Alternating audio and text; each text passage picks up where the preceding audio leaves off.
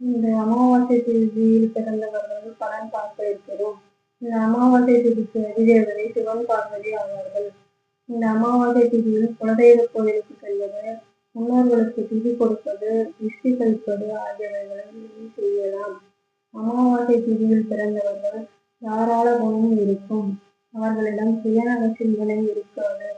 அவர்களின் திறமையை மற்றவர்கள் அங்கீகரிக்க மாட்டார்கள்.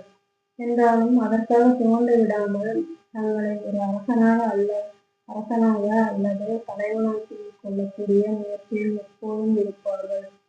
அதற்காக இவர்களிடம் ஆணவக்காரன் என்று கூட சிலர் கூறுவார்கள்.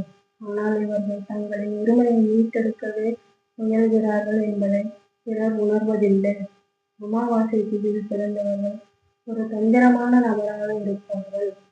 இவர்கள் ஒரு முடிவை எடுத்து விட்டால் அதில் உறுதியாக நிலைத்திருப்பார்கள்.